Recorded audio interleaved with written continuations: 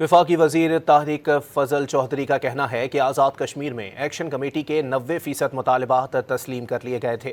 2 مطالبات پر آئینی ترمیم کی ضرورت تھی، لیکن ایکشن کمیٹی نے پرامن احتجاج کے بجائے پرتشدد راستہ اختیار کیا۔ انہوں نے ایکشن کمیشن کو دوبارہ مذاکرات کی دعوت بھی دے دی۔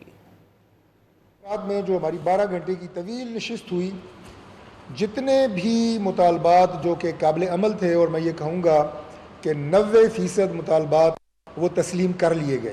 2 ایسے مطالبات تھے جن میں ایک جو مہاجرین کی سیٹیں ہیں ان کو ختم کرنا، اور اس کے ساتھ ساتھ جو ہماری وہاں پہ وزارت آزاد کشمیر کی ان کی تعداد میں کمی۔ یہ میں آپ کو اس لیے عرض کر رہا ہوں کہ یہ دونوں مطالبات ایسے تھے جس کے لیے آزاد کشمیر کا جو کانسٹیٹیوشن ہے اس میں امینڈمنٹ درکار تھی، اس میں ترمیم درکار تھی، اور ہم نے انہیں بتایا کہ یہ آج کے مذاکرات کا مینڈیٹ نہیں ہو سکتا۔ ایکشن کمیٹی کے تمام ممبران کو کہ آپ آج بھی بیٹھیں، ہم تیار ہیں، اور اس معاملے کو خوش اسلوبی کے ساتھ بات چیت کے ذریعے حل کریں گے۔